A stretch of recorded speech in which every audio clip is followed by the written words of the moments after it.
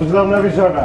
একটা শার্ট রাখছিলাম, আমার শার্টটা খুঁজে পাইতেছি না। এই বাসায় কি জিন ভূত আছে নাকি? একটা জিনিস রাখলে একটা জিনিস আরেক জায়গায় যায় কেন? হ্যাঁ, কই কই জিনিস কই? আম্মা, কি হচ্ছে? একটা জিনিস এক জায়গায় রাখো, বাসায় কেন থাকবে না? এত চিল্লাতেছিস কেন? আমি চিল্লাইতেছি? হ্যাঁ, আমার মনে হয় না আমি চিল্লাইতেছি, আমি কথা বলতেছি। এটা শার্ট রাখছিলাম, ওই যে শার্টটা করি। বাবা আছে কোথাও না কোথাও। তোর শার্ট কে ধরবে? তোর ঘরে কেউ আসে? আর তোর জামা ধরলে তুই যে হারে চিল্লাস, ভয়েও তো কেউ আসে না। আমার রুমে যদি কেউ নাই আসে, তোমার কি মনে হয় আমার কি শার্টের হাত পা হয়ে গেছে, কাটতে চলে গেছে, নাকি আমি এক জায়গায় লুকায় তোমারে বলতেছি দেখো তো আমার শার্টটা কই, আমার শার্টটা কই? এদিকে আছে কিছু কিছু আছে এই জায়গায়? কি হয়েছে ভাইজান, এত চিল্লাইতেছেন কেন? ভাইয়া নাকি এখানে একটা শার্ট রাখছিল, ওটা খুঁজে পাইতেছে না। ওটা তো আমি ধুইয়া দিছি। আপনি যে আমার রুমে ঢুকছেন, আমার রুমে পানি শেষ হয়ে গেছে। খালাম্মা আমারে কইছে তোর ভাইজানের রুমে যা, যেগুলো ময়লা কাপড় চোপড় আছে নিয়ে ধুইয়া দে। জামা কাপড় ময়লা হলে ধুইতে হবে না।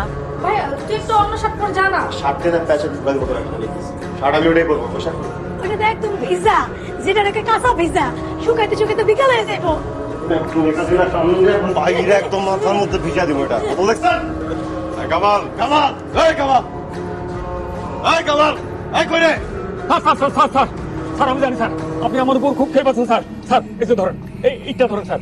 আমার কথাটা যদি ভালো না লাগে আপনার, তাহলে আপনার যা খুশি আপনারা তা করেন স্যার। স্যার একটা মিনিট স্যার, আমি বলতেছি স্যার। স্যার ঘটনা হচ্ছে কি স্যার, কালকে বিকেলে আমি একটু হোটেলে খাইতে গেছিলাম। হোটেলের খাবারটা যে এত বাজা ছিল তা তো জানতাম না স্যার। আমি আসার পর একদম বাথরুমের সাথে ডাইরেক্ট কানেকশন হয়ে গেছে। যাইতেছি এই অবস্থা। আপনি যে আপনার ডাকতেছেন সিলেটেছেন, আমি সব শুনতেছি স্যার, কিন্তু কমপ্লিট আমার স্যার কেমন আছে স্যার, এই জন্য আমাদের হয়ে গেছে। কিন্তু স্যার তারপরে যদি আপনার রাগ হয়, একটা কাজ করেন, এই যে সালা আছে না, সালাটার মধ্যে আমার ঢুকাইয়া ইচ্ছা মতো থাকেন স্যার, কোনো অসুবিধা নাই। ইচ্ছা মতো চাইছা, তারপর তো আমি শেষ, আমি তো থাকুক না স্যার। আমি স্যার একটা কষ্ট করিয়া বলটা আমার বোনের ধরা দিয়েন, আমার বউ শাহবাগের উপরে গুলিস্তানের উপরে ভিক্ষা করতে, আর তো কোনো উপায় নেই স্যার।